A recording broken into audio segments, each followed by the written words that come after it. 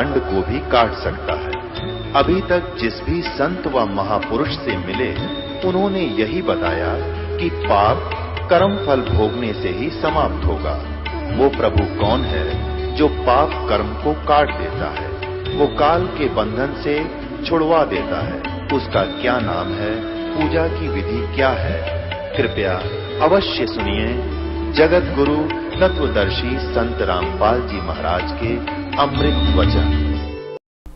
इस सफर को अच्छी तरह तय करेंगे और परमात्मा भी तभी हमसे प्रसन्न रहेगा। तो इस प्रकार सारे स्पिरिचुअल कंप्लीट स्पिरिचुअल नॉलेज से आपको पता चलेगा कि हम जो साधना कर रहे हैं यथार्थ है। तो जैसे आप जी ये सत साधना प्राप्त कर रहे हो, किसी ने प्रथम मंत्र प्राप्त किया है, किसी ने सतनाम भी मिल गया है, और बहुत ऐसे हैं जिनको सार नाम भी प्राप्त हो गया है। तो ये तो आपके पासपोर्ट हैं, आपको मिल गया, साधना करते रहो। लेकिन इसमें भी कोई त्रुटि आपने मर्यादा भंग कर दी तो पार नहीं हो पाओगे। बेशक सतनाम प्राप्त हो गया है।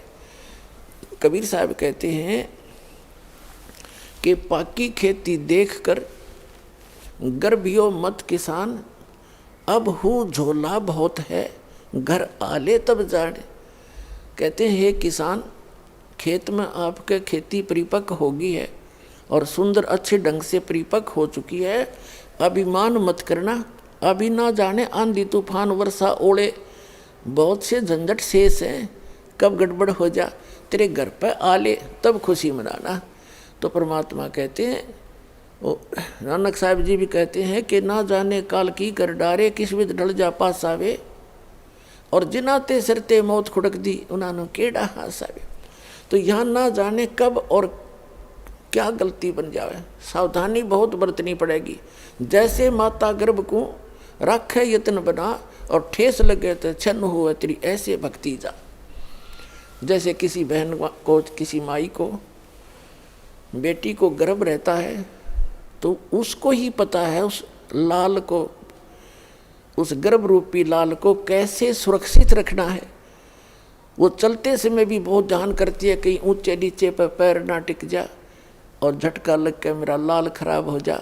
बेटा हो चाहे बेटी, गर्भ में जो गर्भ है उसका मूल उद्देश्य उसको सफल बनाना होता है। रात्रि में सोते समय भी, करवट लेते समय भी वो एकदम चमक के उठती है, कहीं बालक पर दाब तो नहीं लग गई, दिक्कत तो नहीं आ जाएगी। तो इस प्रकार परमात्मा कहते हैं इस सतभक्ति रूपी लाल को, इस गर्भ को ऐसे संभाल के रखना जैसे माता गर्भ को रखे यत्न बनाए और ठेस लगे तो अक्सीन होए, तुम्हारी ऐसे भक्ति नसाए। तो आप जी ने ये सावधानी बरतनी है। अब चारों युगों में ये समय है कलयुग का, जिसमें मोक्ष मार्ग खुलता है और कंप्लीट स्पिरिचुअल नॉलेज बताया जाता है उस परमात्मा की आज्ञा से, और पूर्ण रूप से सारी विधि सुचारू रूप से आपको सब साधनाएं प्रदान की जाएंगी। अब से पहले कुछ महापुरुषों को परमात्मा ने ये कंप्लीट कोर्स दिया था और उनसे प्रतिज्ञा दिला दी थी कि आगे इस ज्ञान को भी और इस सतनाम को और सारनाम को अब सार्वजनिक नहीं करना। धर्मदास मेरी लाख दुहाई, ये मूल ज्ञान कहीं बाहर ना जाए। मूल ज्ञान बाहर जो पढ़ी या बिचली पीढ़ी हंस नहीं तरी, ये बिचली पीढ़ी आप हो। अब प्रथम चरण कलयुग का परमात्मा आए थे, सारा ज्ञान बता के सुरक्षित करके दर गए और गवाह बना गए कि मैं कबीर इज गॉड। जो आपको अभी बताया था, आदरणीय धर्मदास साहिब जी, आदरणीय मलुकदास साहिब जी, आदरणीय नानक साहिब जी, आदरणीय दादू साहिब जी, आदरणीय गरीबदास साहिब जी, गांव छुटानी जिला ददर हरियाणा वाले, आदरणीय घीसा दास साहिब जी, गांव खेखड़ा जिला मेरठ उत्तर प्रदेश वाले, ये गवाह बना गए परमात्मा इनको कि आने वाले समय में मेरे बच्चों को मेरा परिचय करावेंगे। और उन्होंने एफिडेविट बना दिए उन महापुरुषों ने अपनी अमृतवाणी में कि धानक रूप रहा करतार, हम सुल्तानी नानक तारे, दादू को उपदेश दिया, जात जुलाहा भेद नहीं पाया, काशी माए कबीर हुआ। गरीबदास जी ने कहा है अनंत कोट ब्रह्मांड का एक रति निवार और सतगुरु पुरुष कबीर हैं ये कुल के सिरजनार। जिन मुझको निज नाम दिया सोए सतगुरु हमार, दादू दूसरा कोई नहीं ये कबीर सिरजनहार। तो ये गवाही देकर चले गए वो महापुरुष कि काशी वाला धानक जिसको तुम जुल्हा कह करके, ये कवि कह करके उसकी फाइल को बंद करके बैठे हो, बच्चों फिर खोलो इसको, ये तो लाल है, तुम कौड़ी समझ बैठे और कौड़ियों को तुमने लाल मान रखा है, अब इस लाल को ग्रहण करो। तो प्रथम चरण में आके वो परमात्मा स्वयं सब ज्ञान दे गए और उनको मालूम था कि काल ने कहा था कि तेरे नाम पे 12 नकली पंथ चलाऊंगा, फिर उसको दोबारा रिवाइज कर दिया उसी ज्ञान को आदरणीय गरीबदास साहिब जी के माध्यम से। जो ये आज का सत्संग का जो मुख्य उपलक्ष्य है, वैसे तो हम पूर्णमासी को करते थे, ये इसलिए द्वादशी के को भोग लगाने जा रहे हैं कि इस दिन ये वो शुभ दिन है जिस दिन परमात्मा ने आके पुनः उस ज्ञान को दोबारा प्रदान करवाया। उनको मालूम था कि काल के दूत थोड़ा बहुत गड़बड़ कर जाएंगे उस कबीर परमात्मा की अमरवाणी में, और वो उन्होंने बहुत सा कर भी रखा है, जैसा जिसकी बुद्धि ने जैसा काम किया, जहाँ उन्होंने ठीक नहीं लगा उसको चेंज कर दिया, लेकिन फिर भी उसमें बहुत गणे तथ्य ऐसे रह गए जो उनकी समझ में नहीं आए, नहीं तो उनको भी खराब कर देते वो लोग। तो उस कबीर सागर से मिलकर और साथ में गरीबदास जी के परमाणु से सब कुछ मिला करके निष्कर्ष दास ने आपके रूबरू कर दिया इन सत्संगों के माध्यम से। अब जो प्रसंग चल रहा है अपने आत्मा जैसे वन है, वन जंगल, अब उसमें ऐसी अनमोल जड़ी बूटियां हैं, आम व्यक्ति वहीं घूमता रहता, उनको ठोकर मारता रहता, पता नहीं। तो ये सदग्रंथ जो हैं ये वन हैं, और वेद को पता होता है किस जड़ी के पत्ते लेने हैं और किसके फल लेने हैं, किसके फूल तोड़ने हैं जो औषधि बन जा। तो इस दास को परमात्मा ने आध्यात्मिक वैद बना दिया, और इन सदग्रंथों से निकाल लिए वो किसी के पत्ते, किसी के फल, किसी के फूल, किसी की जड़ से, तो वो बनाकर एक जड़ी आपको दे दी जो भगवान ने पहले ही बता रखी थी कि ये मिलाने से ऐसे जड़ी बनती है। तो प्रथम जड़ी आपको दे रखी है 7 औषधि मिला के, दूसरी केवल 2 से ही काम करेगी, क्योंकि प्रत्येक औषधि का अकेली का कुछ अन्य गुण होता है, और उसमें मिक्स बनाकर चूर्ण बना दिया जाए तो उसका कुछ अन्य गुण होता है, और केवल 2 को मिलाकर प्रयोग किया जाए उसका अन्य गुण होता है। और ऐसे इन मंत्रों के आप लाभ समझना जो दास ने आपको प्रदान किए हैं, भगवान के दिए हुए हैं। तो जो प्रसंग चल रहा है उसी को क्लियर करते हैं कि ये जो बीच की पीढ़ी है, परमात्मा ने धर्मदास जी से कहा था, धर्मदास मेरी लाख दुहाई, और ये सार नाम कई बार न जाई, सार नाम बाहर जो पड़ी ही बिचली पीढ़ी हंसनी तरही, और सार नाम और ये मूल ज्ञान तब तक छुपाई जब तक ये 12 पंथ ना मिट जाए।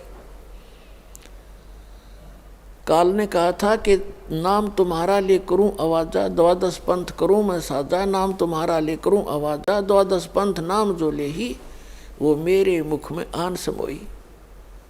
जाओ जोग जीत संसारा, जीव न माने कहा तुम्हारा, जीव तुम्हारा कहा न माने, हमारी ओढ़ हो बाद बखाने, ऐसा ज्ञान दे दूंगा। काल ने कहा था कि जब तक वो कलयुग आवेगा, बिचली पीढ़ी का समय, उससे पहले तेरे नाम से, कबीर नाम से 12 पंथ चलाऊंगा, और अनेक पंथ चलाऊं, या विद जीवों को भरमाऊं।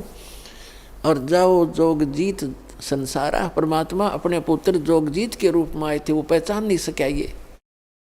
और जाओ जोग जीत संसारा, जीव न माने कहा तुम्हारा, उनको ऐसा अज्ञान से ठोक दूंगा जब कलयुग शुरू होगा, जब तुम्हारा आने का समय होगा, उससे पहले इतना रंग दूंगा, और अनेक पंथ चलाऊं, या विद जीवों को भरमाऊं। ये राधा स्वामी पंथ, दंदन सतगुरु पंथ, यो जय गुरुदेव पंथ, जनोद वाला, बिहाणी वाला, ताराचंद वाला पंथ, ठाकुर जी वाला पंथ, ये कृपाल वाला पंथ, ये सारी एक कुएं का पानी है। ये निरंकारी पंथ, या साराम सुधांसुरी ने कख नहीं पता, अर्थ कितने दुनिया को भ्रमित किए बैठे। तो काल ने कहा था कि इस प्रकार सब इन जीवों को भ्रमित कर दूंगा, और फिर बेशक चले जाना, यह आपका हंस कोई भेजो। परमात्मा ने कहा था जब कलयुग बीत जावे, 5500 वर्ष बीत जाएगा, तब मैं अपना अंश पठाऊंगा। उन्होंने खुद भी कहा कि मैं आऊंगा, वो खुद ना आए तो दास भेज दिया।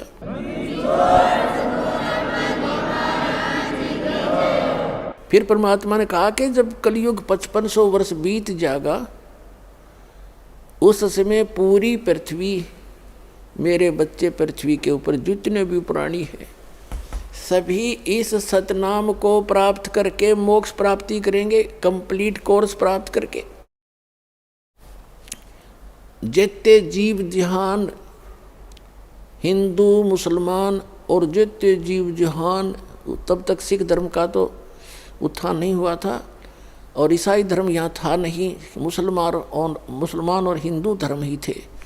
तो परमात्मा ने कहा कि जितने जीव जहान और जितने भी पंथ हैं या जितने भी आने वाले समय में कुछ भी होगा, कलयुग जब 5500 वर्ष बीत जाएगा, उस समय पूरी पृथ्वी पर इस सतनाम का प्रचार होगा और सभी बच्चे मेरे प्यारी आत्मा मुझे पहचानेंगी इस भक्ति करके और सतलोक चले जाएंगे।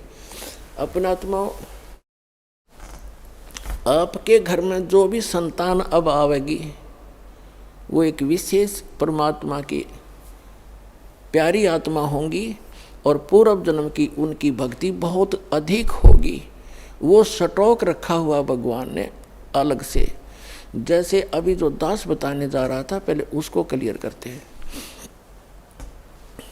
तो ये जो इस समय में प्रत्येक युग में यही समय होता है, इस समय में जो सत भक्ति करते हुए नियमित रहते हुए आधीनी के साथ अपना समय व्यतीत करते हुए भगवान गुरु को परमात्मा तुल्य मानते हुए अपना रिहर्सल करके और सत भक्ति करते हुए अंतिम श्वास तक और शरीर त्याग कर चले गए, वो सीधे सतलोक जाएंगे, उनको कोई रोकने वाला नहीं है। और सहज भाव से जहाज में बैठ कर जाओगे, आप देख लेना बच्चों।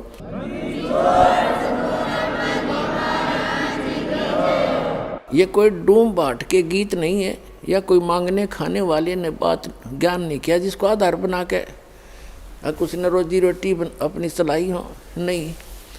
ये गरीबदास साहिब जी द्वारा बोले गए वचन हैं, गॉड गिवन है, कबीर गॉड गिवन है। और गरीबदास जी गांव छुडानी, जिला झज्जर, हरियाणा के एक बहुत बड़े किसान थे जिनके 1400 एकड़ ज़मीन थी। लोग उनके मुजारे काम किया करते थे और सबसे वो एक अपने भाई की तरह प्यार करते थे, बच्चों की तरह रखा करते थे, चाहे उनके कोई नौकर थे चाहे, और खुद भी से हाथ से काम करते थे। ऐसे नम्र और सरल स्वभाव के महापुरुष थे।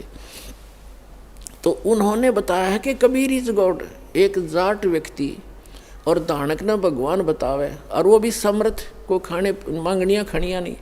तो इस बात से दास को उसी दिन बात खटक गई थी कि एक जाट इतना रईस व्यक्ति और कबीर साहब को, दानक को, जुल्हे को भगवान बता रहा है, 100% सत्य है। तो उसी दिन के बाद दास के हृदय में जच गई थी और उसके बाद फिर जो प्रमाण मिले, अरे भगवान 100 के 100 भगवान मिले, Kabir is God, Kabir is God, Kabir is God.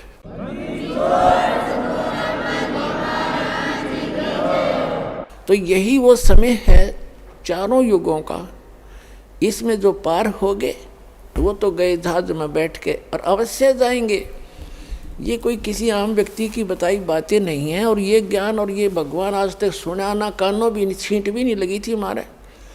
और आज सब सदग्रंथों से प्रमाणित, सभी सदग्रंथों से प्रमाणित और आँखों देखे वो संत गवाह और वो भक्ति जो उन महापुरुषों ने की और गरीबदास जी ने अपने ग्रंथ में कंप्लीट लिखी हुई है। लेकिन सारनाम और सतनाम थोड़ा सा गोलमोल करवा रखा है जानबूझ कर उन्होंने। बाकी प्रथम जो मंत्र है जो आपको दिया जाता है, गरीबदास जी के ग्रंथ में कंप्लीट लिखा, एज इट इज लिखा है। और गरीबदास वाले उससे कति परिचित नहीं, एंड बैंड नाम देते हैं। तो कहते हैं ये को बालकों का खेल लेख थोड़ा ही है। इन चारों वेदों से भी गूढ़ रहस्य है इन गरीबदास जी के ग्रंथ में और कबीर परमेश्वर जी की वाणी में या नानक साहिब जी की वाणी में, अन्य महापुरुषों की जो उनसे परिचित है उनकी वाणी बहुत गूढ़ रहस्य हैं, कोड वर्ड हैं। अभी तक कोड वर्ड ही बोलने थे। इस दास को भेजा है। जैसे आपने कबीर सागर में कबीर वाणी एक चैप्टर है, उसके 134 पृष्ठ पर लिखा है कि बर्मा पंथ में कुछ उजियारा सा होगा, लेकिन 13वां जो वंश आवेगा गरीबदास वाले पंथ में परमात्मा कहते हम ही आएंगे। वो 13वां वंश होगा, मेरा अंश वंश होगा, उससे सकल अंधियारा मिटेगा ज्ञान का। तो ये दास भेज रखा है उस सारे अज्ञान को मिटाने के लिए और परमात्मा को परमात्मा बताने के लिए।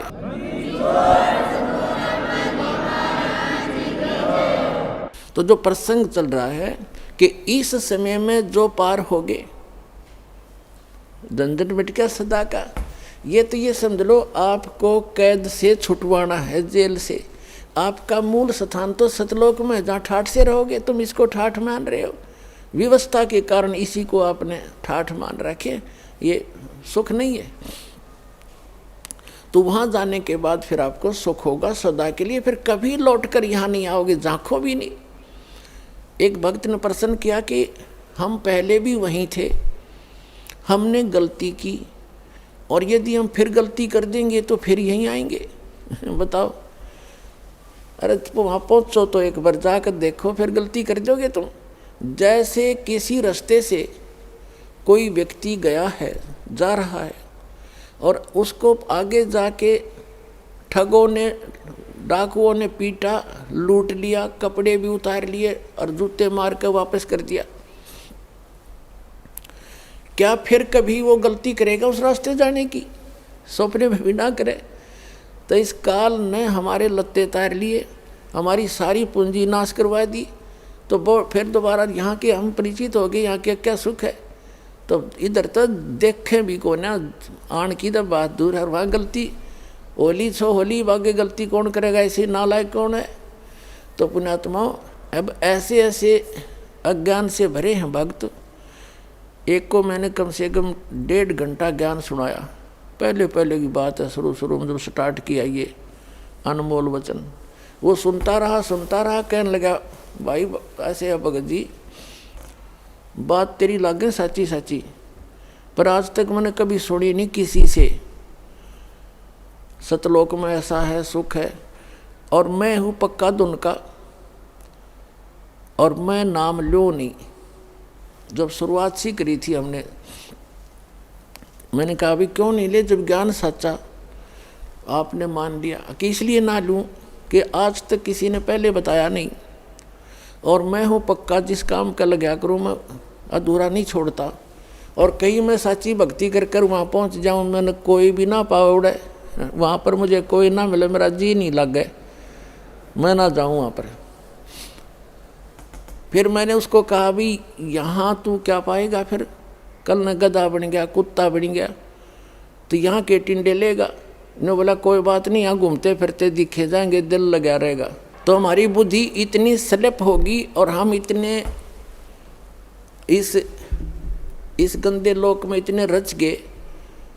और सच उसकी बात कुछ दम भी था कि आज तक किसी ने बताया नहीं, कोई ऐसा स्थान भी है। स्वर्ग तक तो हमने सुना, स्वर्ग में जाते हैं फिर वापस आ जाते हैं, ये भी खूब पता है हमने भी, जैसे जितने जिसके पुण्य होंगे इतने रहेंगे। तो पुण्यात्माओं, हम इतने गिरावट में आ गए अज्ञानता के कारण। तो अब इस सतर से और आपको वहाँ सतलोक के सतर के लेवल का बनाना, ये परमात्मा के ये शक्ति रूपी क्रेन आपकी बुद्धि ने उठा रही है। ये जीव की सतर से नहीं उठ सकती। ऐसा ज्ञान दे दिया परमात्मा ने, ऐसी भक्ति दे दी, ऐसे सुख देगा आपको जो कभी सोचे ना देखे ना सुने। आपने सुने होंगे लेकिन आपने महसूस कभी नहीं हुए, आपको प्राप्त कभी नहीं हुए। आपके घर में सुख देगा, आपकी रक्षा करेंगे परमात्मा नु, आपको दिखा देंगे कि आज 10 शरण में ना होता था तेरे साथ ये घटना घटनी थी।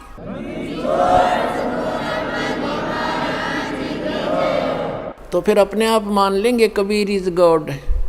कबीर तो गॉड है ही है, लेकिन हम आपको गॉड को गॉड ही सिद्ध करने के लिए दास ने इतनी मेहनत और प्रयत्न, इतने प्रमाण दिखाने पड़ते हैं।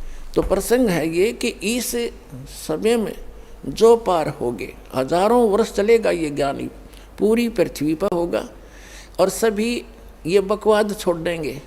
मांस खाना, शराब पीना, तंबाकू प्रयोग करना, चोरी जारी ठगी बकवाद, हेरा फेरी, सारा दिन कर्म फोड़े। और किसके लिए? 2 रोटी के लिए। और धन जोड़े, बैंक बैलेंस बनावे और कल मृत्यु हो जा, फिर कहाँ जाओगे? गधे बनकर धक्के खाओगे। तो ये ज्ञान होगा तब भय बनेगा, और भय बिन भक्ति बनती नहीं। तो जैसे फिर क्या होगा, कुछ वर्षों के बाद जो व्यक्ति पार होगे और जो बीच में स्लिप कर गए वो नहीं पार हो पाए, लेकिन गुरुद्रोही नहीं बने। गुरुद्रोही जो बनेगा उसको भगवान साथ नहीं देगा। सतगुरु से, वैसे तो गुरु से विमुख होगे तो भी हानि घनी होगी, और गुरुद्रोही की को तो परमात्मा कहते हैं असंग जन्म तक फिर मनुष्य जीवन ही नहीं मिलेगा। अब गुरु विमुखा, गुरु जी से विमुख जो होगे, विमुख का अर्थ होता है साधना को छोड़कर, और तो साधना करे नहीं सकता आदमी जो इस ज्ञान को समझ लेगा। वो भक्ति यहाँ से चलेगा, भक्ति नहीं कर सकता, और बकवादों में लग जा, दूसरी बात। इससे क्या होता है कि कुछ दिनों में आपको इतना सुख देगा ये परमात्मा, आप पुराने दुखों को भी भूल जाओगे। और जब ज़्यादा सुख हो जाता है तो आदमी भगवान से विमुख अवश्य होता है। तो ये सावधानी बरतनी है। कबीर साहब इसके अब कुछ परमात्मा आपको क्या करेंगे, आपको थोड़ा बहुत कष्ट बनाए रखेंगे ताकि आपको पुराने दुख भी याद आए जा। ऐसा दुख नहीं देंगे जो आपको घनी हानि कर जा, पर थोड़ा बहुत आपके हृदय में ये बना रहेगा कि ये थोड़ा बहुत, ज़्यादा नहीं होने देंगे। किस लिए करेंगे? कबीर साहब कहते हैं, कबीर सुख के माथे पत्थर पड़ो, जिस ते नाम हृदय ते जावे, और बलिहारी उस दुख के जो पन पल नाम रटावे। परमात्मा ने कहा भगवान इसे सुख का आग लगे जो आप तो दूर करे, और ऐसा दुख हमें दिए रखना मेरे दाता जिससे आपकी याद बनी रहे। इतना कष्ट आपको अवश्य देगा। ये एक परमात्मा का फार्मूला है, नहीं तो आप भूल जाओगे भगवान को। ये आपके लिए वरदान बना रहेगा, ये सत्कर मानना। किसी भी प्रकार का देवों से सारे शरीर में थोड़ा बहुत रह के ठूठा, बाकी हानि नहीं होने देगा, आपकी भक्ति सुचारू करवाओगा। और जो गुरु जी से विमुख हो जाते हैं, नाम छोड़ जाते हैं, अब जैसे आप नाम से जुड़े हुए हैं, कोई गलती भी करोगे आपने ऐसा झटका देगा परमात्मा, आप कांप जाओगे, दोबारा उस गलती को करो नहीं, गिर आकर माफ़ी मांगोगे, दोबारा उपदेश लोगे, कनेक्शन जुड़वाओगे। और जो क्या करते हैं, जैसे 2-3 बार नाम खंड कर दिया और फिर जानबूझ के भी कर, मजबूरी में हो जा, अज्ञानता से हो जाता है, उसका विकल्प है दोबारा दीक्षा ले लीजिए, आपका कनेक्शन कट गया, दोबारा जुड़वा लीजिए, अपना अक्षमा याचना करें 100 बार। और जानबूझ कर गलती करोगे फिर आप विमुख होगे भगवान से। आप बेशक गुरुद्रोही नहीं हुए तो धीरे धीरे क्या होगा, आपका कनेक्शन कट गया। कनेक्शन कटने से उससे पहले जो आपने भक्ति साधना की भगवान की, ये सत्य साधना जो आपको दे रही, इससे आपके बहुत गने भक्ति पुण्य इकट्ठे हो गए और आपने नाम भी त्याग दिया, यहाँ आना भी बंद कर दिया, और घर पे भी आप रहने लगे। कभी मंत्र करोगे, कुछ दिन तो करोगे लगातार, लेकिन फिर काल नहीं करने देगा और बकवादों में बढ़ जाओगे, और फिर भी आप सुखी होगे। क्यों होगे सुखी? क्योंकि आपने जितनी बैटरी चार्ज कर ली 1 वर्ष 2 वर्ष 4 वर्ष यहाँ रह करके इस सत भक्ति से, तो वो तो आपके साथ है। लेकिन भविष्य में आपका चार्जर ठीक नहीं रहा तो एक दिन वो पिछले पुण्य समाप्त होंगे और कैर फिर शुरू होंगे। अब जैसे कई भक्त अब तो खैर नहीं जाएंगे, अब तो ज्ञान हो गया, बुद्धिमान हो गए। शुरू में हमारे साथ बड़ी समस्याएं रही। कोई शुरू में आए, उनको इतना सुख दिया, 1-2 वर्ष रहे, फिर छोड़ छाट गए। कोई लोक इलाज में आके, कोई वैसे बकवादों में। तो वो क्या कहा करते कि हमने नाम भी छोड़ दिया, हम तो फिर भी सुखी हैं, क्या रखा है उसमें। अब उनकी ऐसी ब्रांड मैटी हो रही है, दुर्गति, अब दोबारा आने लग रहे हैं, वह पूंजी खत्म होगी। तो कहने का भाव ये है कि जैसे वो ये कहते हैं कि हमें कोई दुख नहीं अब, और तुम भक्ति कर रहे हो तो भी क्यों आप महसूस करोगे कि इसने नाम भी छोड़ दिया। और यूँ कह मुझे कोई दुख नहीं, सारे ठाठ से दिखे इसके। और आप फिर भी ये कहते हो कि मुझे थोड़ी बहुत कोई शरीर में गड़बड़ सी है या कोई और छोटी मोटी लॉस, और वो छोटा मोटा जो लॉस होगा पुण्यात्मा हो, लाखों का हजारों में टालेगा भगवान आपका, आपने वो भी गणा दिखेगा फिर बिना ज्ञान के। तो उसके लिए एक प्रमाण है, जैसे कोई बच्चा विद्यालय में पढ़ रहा है और वो ठीक से पढ़ाई करके नहीं आता है तो अध्यापक उसको खुरकाता है, धमकाता है, एक आधा थप्पड़ भी लगा देता है, और उसको उसके भविष्य को उज्जवल बनाने के लिए, उसको ठीक लाइन पर रखने के लिए।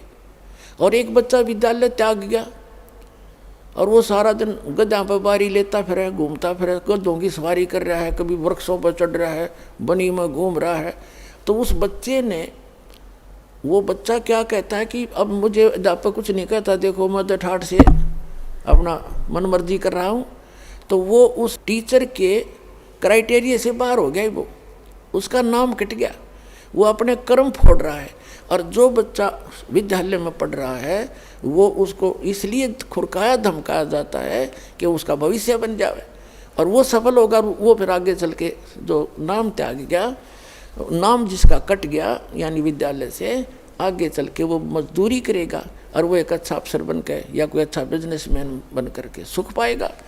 तो इस प्रकार जो परमात्मा के ट्रीटमेंट में है, आप स्टूडेंट रहोगे जब तक परमात्मा के, आपको गलती करोगे झटके भी देगा, छोटा मोटा आपको खुरकावा धमकावेगा किसी भी कारण से, आपको सुचारू रखने के लिए। और जो चले गए नाम कटवा के, उनको आगे पता लगेगा वो किसी बैरिस्टर बनेंगे।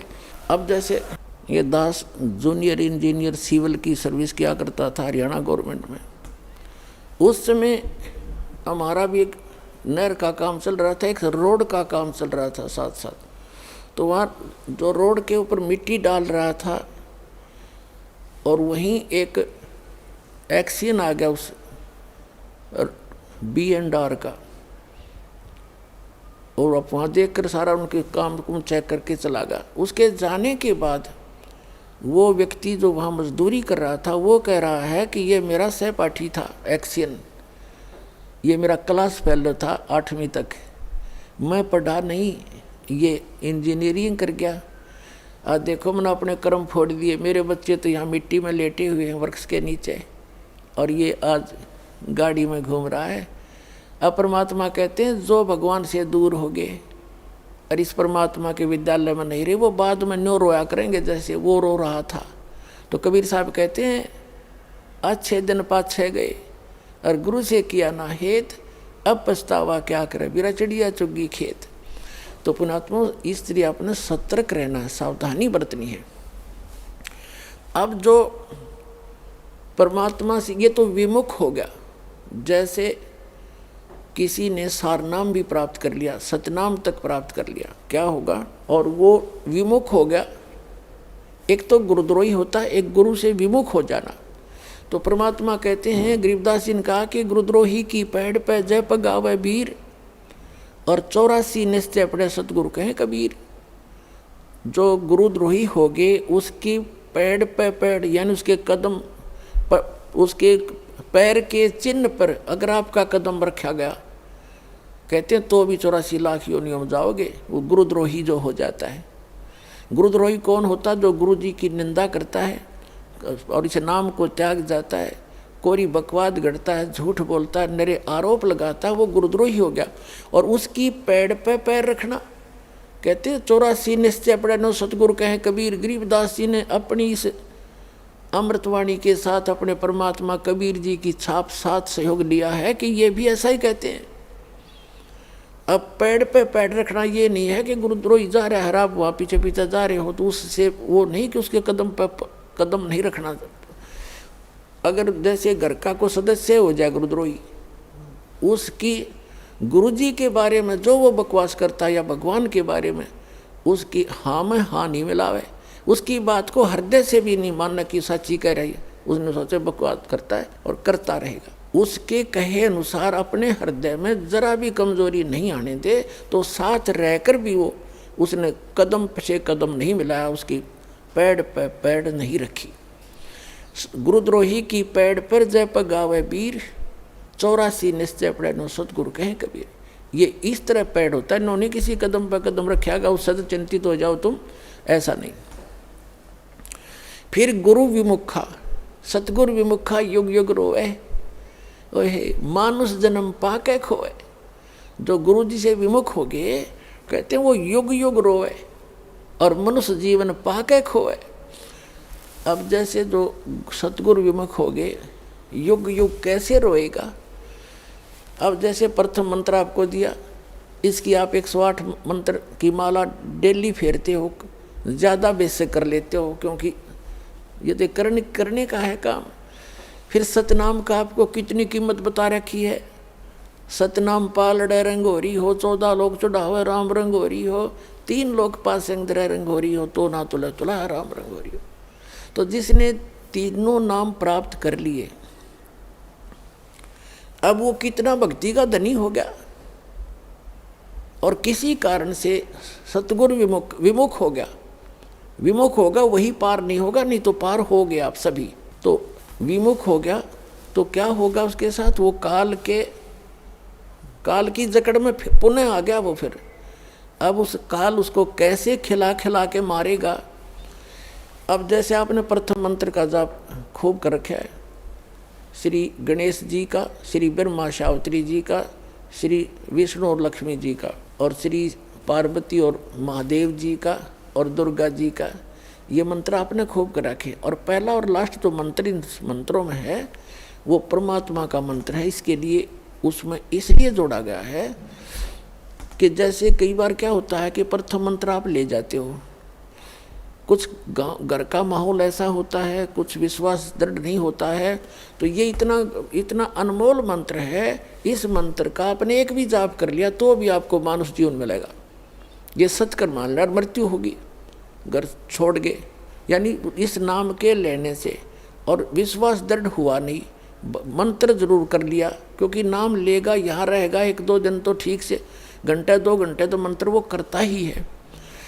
और फिर घर जाकर क्या होता है, कोई न कोई अविश्वास पैदा कर देता है, कोई रिश्तेदार आकर उसको ऊपर के में वार कर दे देगा, वो हमारा नाम खंड हो गया, उससे कुछ होना ही नहीं था, तो उसको ऐसे हानि हो जाती है, उसकी मृत्यु हो जाती है। तो मृत्यु भी होगी तो भी मानव शरीर मिलेगा और फिर अच्छे घर में जन्म देगा क्योंकि सभी आत्मा उस परमात्मा की है। तो यहाँ से उपदेश लेकर इंसान जो मार खाते हैं वो परमात्मा पर विश्वास ना करके मर्यादा भंग करके उनको हानि हो ही जाती है, लेकिन इस नाम का बेनिफिट भी उनको भी मिलेगा जैसा उन्होंने किया उस सत्र का। अब क्या होगा, जैसे ये बीच के 5 मंत्र हैं इस प्रथम मंत्र के अंदर, प्रथम दीक्षा मंत्र के अंदर जो बीच के 5 नाम हैं, इनमें इन भगवानों के मंत्र हैं और इनकी इतनी कमाई हो जाती है। जब आप शरीर छोड़कर जाओगे आपको पहले गणेश जी के लोक में रखेंगे और वहाँ आपके अंदर बहुत सी सिद्धियाँ होंगी, आप वहाँ गण बन जाओगे और गणेश गणों का ईश उनका स्वामी है।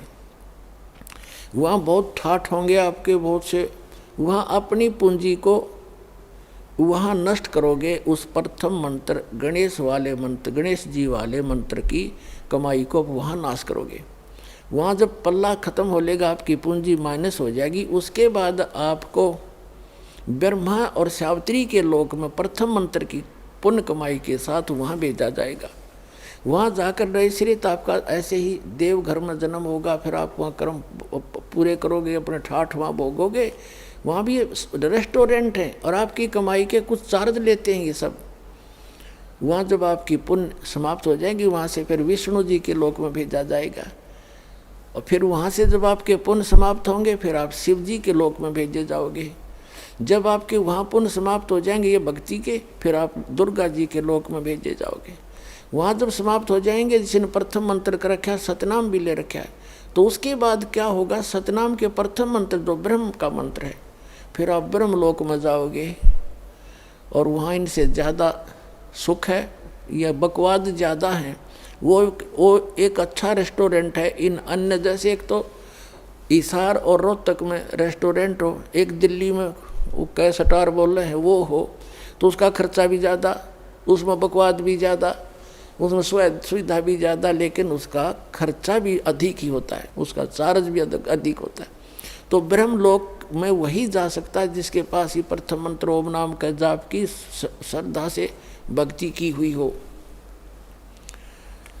तो फिर वो रहेगा ब्रह्मलोक में। और फिर जो दूसरा मंत्र है सतनाम के अंदर, जो दूसरा मंत्र है जो श्वास उश्वास से जो आपको दिया जाता है, उसकी कमाई को इसने वहाँ एक बना रखा है नकली अलखलोक, नकली सतलोक, उस सतलोक में रखता है ये। ब्रह्मलोक उनसे हटकर है, जो महाइंद्र का लोक है, वो ब्रह्मलोक का वो पोर्शन है जहाँ ये ब्रह्म के ओम नाम की जाप की कमाई वाले हंस वहाँ रहते हैं। कहने का भाव ये है दास का कि आपकी अर्जी से सारनाम मिल गया है, पूंजी वो बाकी तो उसकी सारी नष्ट हो जाएंगी। सारनाम जिसको मिल गया है और आपको याद आ गया उस समय भी, यदि पहले याद आ जाता है, जैसे आप गणेश जी के लोक में गए या विष्णु जी के लोक में गए और वहाँ जाते ही आपको याद आया कि मैं तो गलत होगी, यहाँ तो मेरी सारी पूंजी नाश होएगी, रोज की उनको दिखाई देती है बैंक बैलेंस, जैसे पैसे निकालते हो और उसमें डेली निकल आ जाती है रिपोर्ट, ऐसे वहाँ डेली चलता आपका इतनी पूंजी खत्म होगी, इतनी आज इतनी आपने इतना खर्चा कर दिया। तो फिर उसको याद आता है कि भैया तो गलत हो गया, और गुरुजी बताया करते थे ये तो बात बिगड़ गई, मैं तो गलत आ गया, मैंने तो कहीं और जाना था। फिर उसको याद आ गई कि मेरा तो नाम कट्या होगा, फिर जब मैं यहाँ आ सकता हूँ वैसे तो आ ही नहीं सकता, नाम खंडवा होगा। तो यहाँ कहते हैं शिव मंडल ब्रह्मापुरी चाहे विष्णु लोक में हो, हमरे गुण भूले नहीं तो आन छुटाऊँ। तो यदि वहाँ भी आपका ये बात याद आ गई कि मैं तो गलत आ गया, भगवान कोई गलती बनी होगी मेरे ते, वो गलती ऐसी बनती है जो स्वयं को मालूम ना हो और गुरुद्रोही ना हो, वैसे गफलत करके हट जाता है आदमी दूर, तो वो गुरुद्रोही नहीं होता, उसकी फिर वहाँ भी अर्जी स्वीकार होती है। तो परमात्मा वहाँ पहुँच जाते हैं और उस लोक में जाकर वहाँ के प्रधान से कहते हैं छोड़ इसको, ये हमारा भक्त है, तुम कैसे ले आए इसको? तो तुरंत हाथ खड़े कर देते ले जाओ जी, ले जाओ अपना।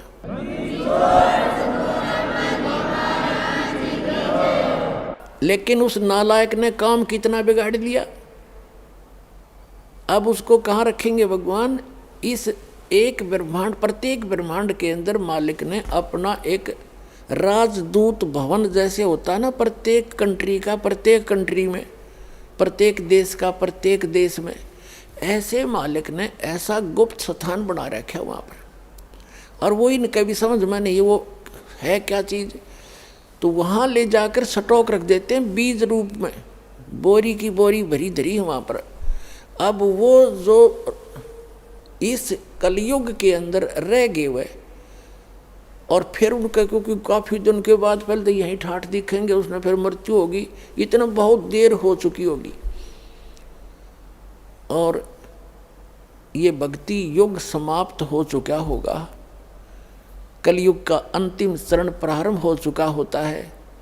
तो अगर उससे पहले याद आ जाती, दोबारा जन्म देते हैं परमात्मा, यहीं पटक देते हैं फटाफट और शुरुआत कर देते हैं। और जो बाहर रह जाते हैं उनमें वो फिर क्या होता है, वहाँ स्टॉक रखा भगवान ने, और अब जो वो 4 युग तक उन वहीं बंद रहेंगे, उनको मालिक एक आध को बेसिक जैसे कुछ एक को कलयुग में भेज देता है, फिर उनको शुरुआत हो जाती है, धीरे धीरे फिर उनकी संतानें बढ़ती हैं, उन भक्ति बीजों के घर पर ही परमात्मा उन स्टॉक को अब भेजेगा आपके घर, जो किसी युग में, सतयुग में उन्होंने भक्ति की थी।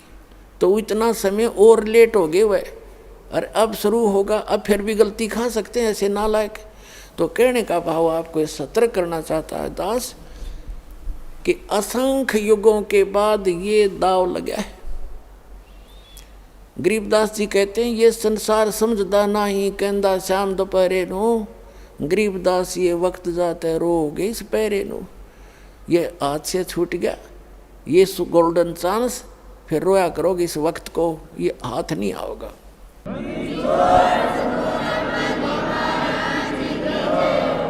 अब क्या बताना चाहा है कि अब ये वो समय है जिसमें आप पार हो सकते हो।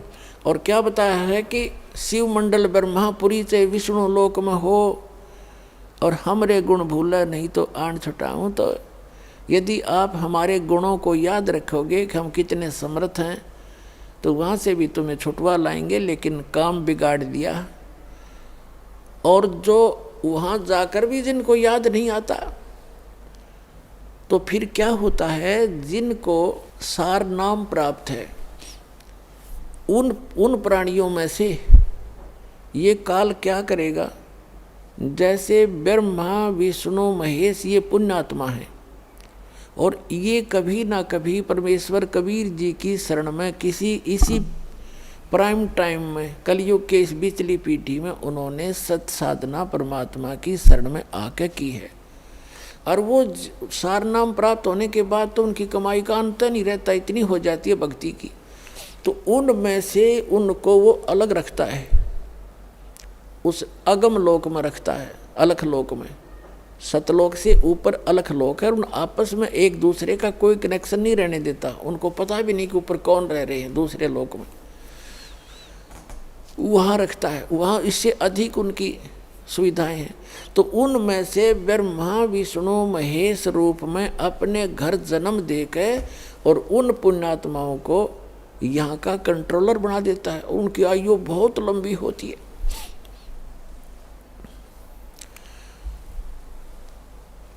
पुण्यात्माओं, ये जो ज्ञान है ये कबीर गॉड गिवन है, और कबीर परमेश्वर कबीर जी ने अपनी प्यारी आत्मा गरीबदास साहिब गांव छुड़ानी जिला झज्जर हरियाणा वाले को ये ज्ञान दिया था, और वो स्वयं आकर मिले थे।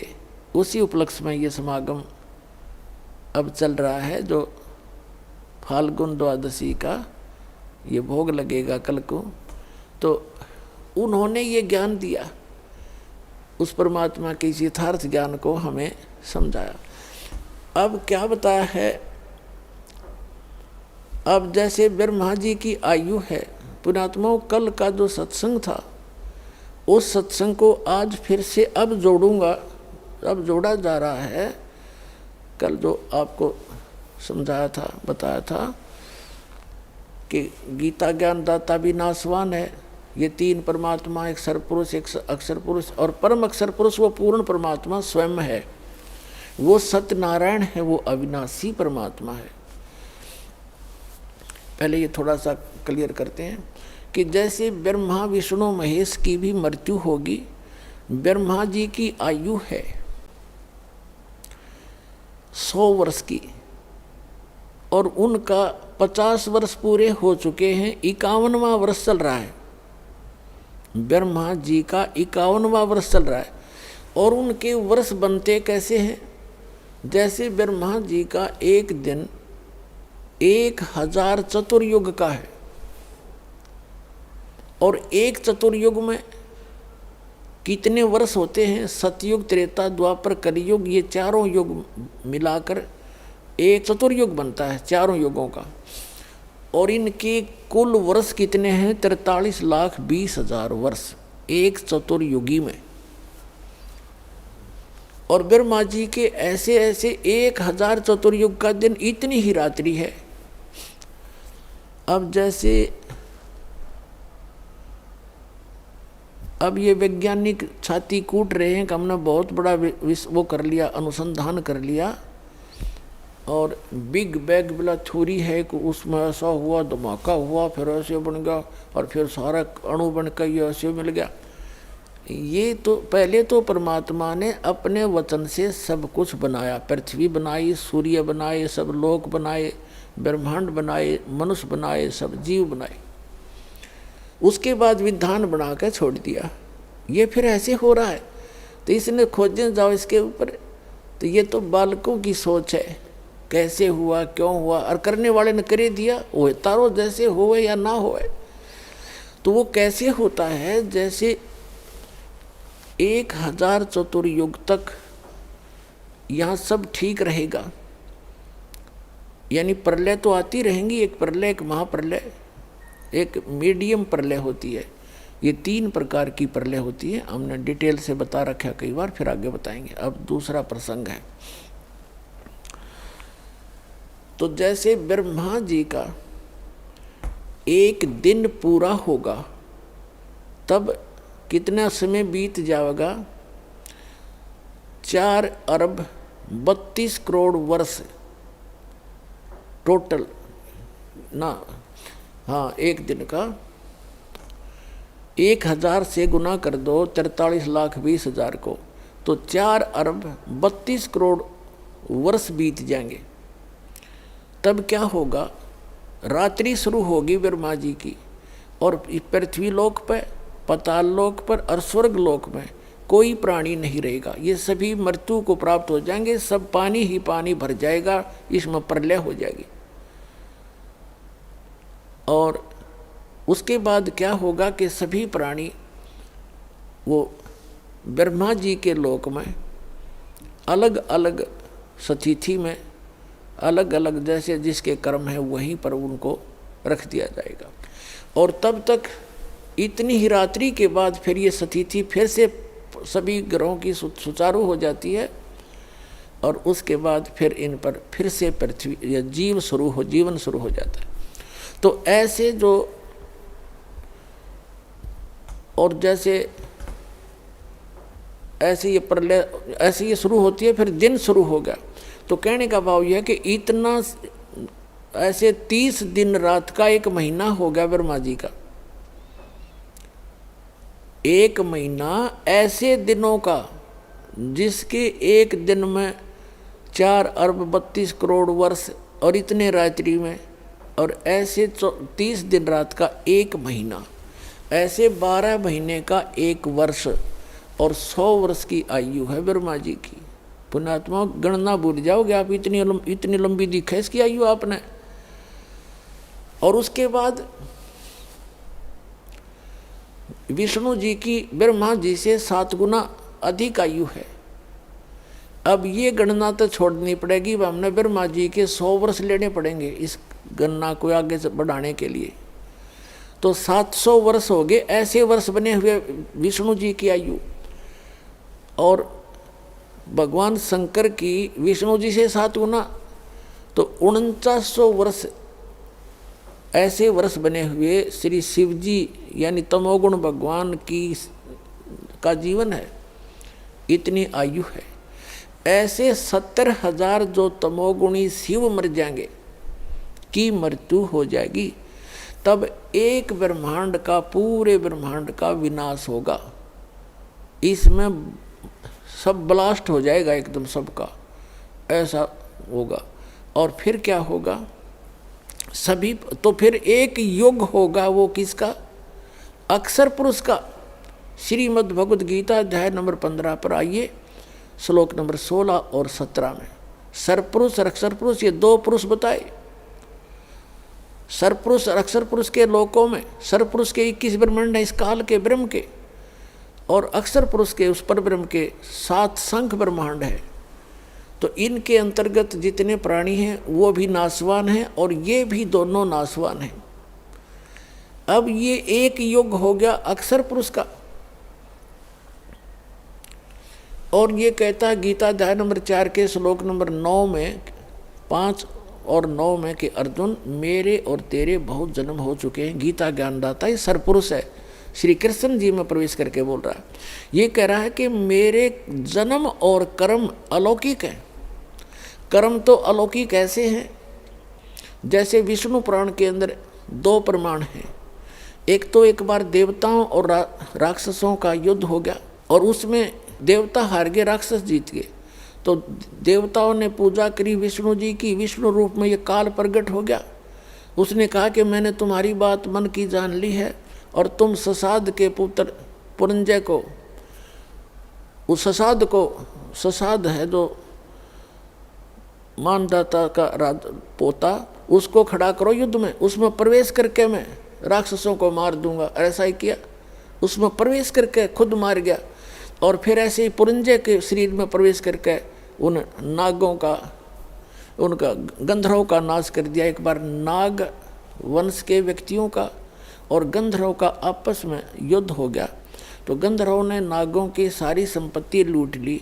नागों ने नाग माने नागवंश के पुरुष व्यक्ति, उन्होंने स्तुति की तो ये काल खुद विष्णु रूप में आ गया और इसने कहा कि पुरंजय को तैयार करो और उसको मैं उसमें प्रवेश करके इन गंधर्व का नाश करूंगा। तो ये इसके कर्म तो अलौकिक कैसे, और गीता जी का ज्ञान दे दिया श्री कृष्ण में प्रवेश करके, तो इसके कर्म अलौकिक कैसे हैं और जन्म अलौकिक कैसे है। जैसे अब इसकी एक ब्रह्मांड का जब नाश होगा, इसकी भी मृत्यु होगी, दुर्गा की भी मृत्यु होगी, लेकिन परमात्मा ने इनको एक ऐसा आशीर्वाद दे रखा है इनकी ब्रह्माटी रखने के लिए। इन दोनों ने महान गलती की थी। हमने गलती तो की, लेकिन हमारी गलती अक्षम्य मान ली दाता ने, क्यों हमने देखा देखी कर दी थी। आपको सृष्टि रचना से इसका ज्ञान कंप्लीट होगा, उसको बार बार पढ़ा करो, सीडी ले जाओ, उसको देखा करो, पुस्तक में पढ़ो, उससे ज्ञान होगा, क्योंकि बार बार वो एक चैप्टर नहीं सुनाया जा सकता। इसलिए परमात्मा ने ऐसे उपकरण दिए हैं कि आप घर बैठे देख सकते हो, सारा परिवार बैठ के जान सकते हो, 10 मित्र इकट्ठे होकर भी देख सकते हो सीडी को। तो ऐसे तो फिर इसके अब जन्म कैसे अलौकिक है। अब जैसे ये मरेगा, ये एक ब्रह्मांड का नाश होगा जब 70,000 बार शिव की मृत्यु हो जाएगी, तमोगुण शिव की, और ये एक युग होगा इतना लंबा, एक युग होगा अक्षर पुरुष का। पुणात्मा इन सब आप बुद्धिमान इसलिए बनाए हो, शिक्षित बनाए। बुद्धिमान तो पहले भी थे हमारे पूर्वज, लेकिन शिक्षित इसलिए बनाए हो कि आप इन अपने अनमोल सदग्रंथों से परिचित हो गए। जैसे श्रीमद् भगवद गीता अध्याय नंबर 8 के श्लोक नंबर 17 में लिखा है, उसमें ब्रह्मणे चतुर्युग लिखा है कि अक्षर पुरुष के, ब्रह्मणे माने वहाँ अक्षर पुरुष की तरफ संकेत है, परब्रह्म की तरफ संकेत है ब्रह्मणे का अर्थ वहाँ, क्योंकि वहाँ आयु का आंकड़ा है, आयु सीमा है। जहाँ आयु का लिंक नहीं है वहाँ ब्रह्मणे का अर्थ, जैसे 17वें अध्याय के 23वें श्लोक में गीता में और अध्याय नंबर 4 के श्लोक नंबर 32 में वहाँ परम अक्षर ब्रह्म की तरफ संकेत है।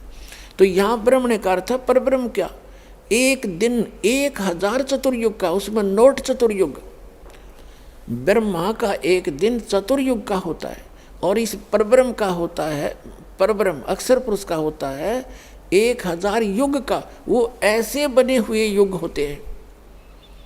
आप गीता अध्याय नंबर 8 के श्लोक नंबर 17 को पुनः देखना।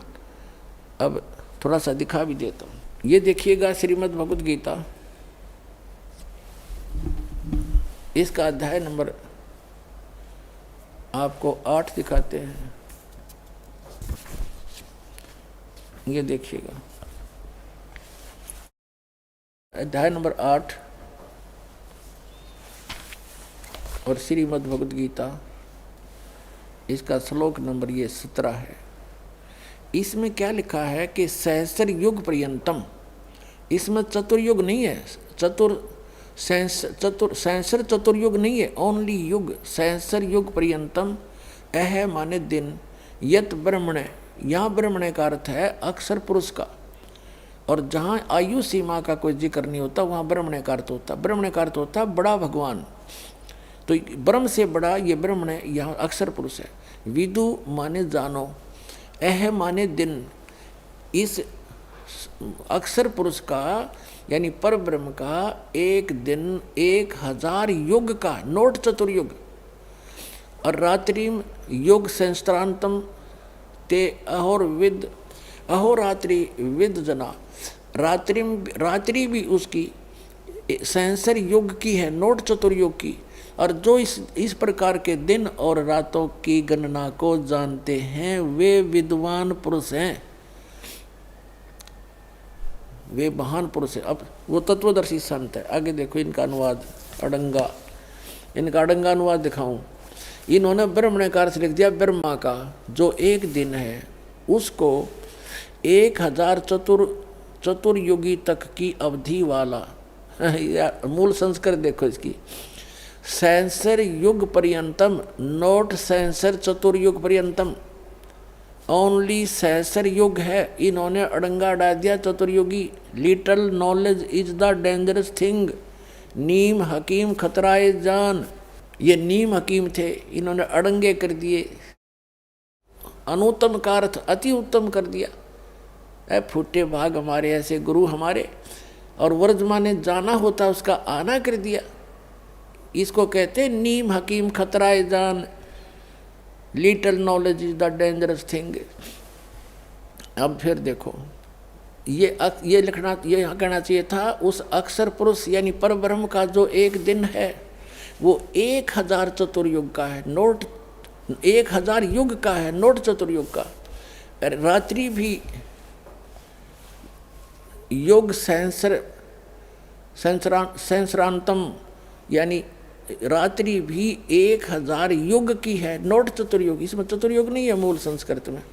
और जो पुरुष तत्व से जानते हैं वे योगी जन उस समय के तात्पर्य को जानने वाले, उस रात दिन का जो समय है उसको जानने वाले हैं। अब जो दास आपको गन्ना बता रहा है ये गॉड कबीर गिवन है, और वो भगवान है, सबकी सब जानने वाले हैं, उसके द्वारा रची हुई है सारी कहानी, सब सृष्टि। तो उन्होंने बताया है कि जैसे अब ये एक युग हुआ, ये एक युग हो गया, युग नोट चतुर्युग अक्षर पुरुष का। फिर अक्षर पुरुष की अब इनकी ये क्या होगा, एक ब्रह्मांड का विनाश हो गया। इस ब्रह्मांड को पुनः बनने में अरबों खरबों वर्ष लगेंगे, तब तक ये सभी प्राणी दूसरे ब्रह्मांड में चले जाएंगे ऑटोमेटिकली, परमात्मा ने विधान बना रखे। और ये काल की भी मृत्यु होगी सरपुरुष की, और दुर्गा जी की भी मृत्यु होगी, और आग लगेगी पूरे ब्रह्मांड में, पूरे ब्रह्मांड आग लग जाएगी, और ये तड़प तड़प कर मरेंगे सारे, जब यहाँ रह जाएंगे। उसके बाद सभी प्राणी दूसरे लोक में चले जाएंगे वहाँ, और इन दोनों का फिर वहाँ पुनर्जन्म होगा।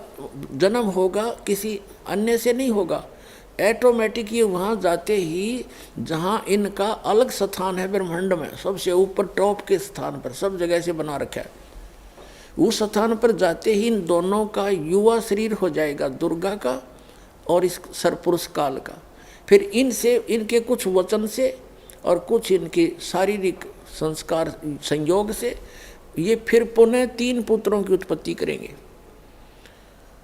और जो अच्छी आत्माएं जो बची हुई थी,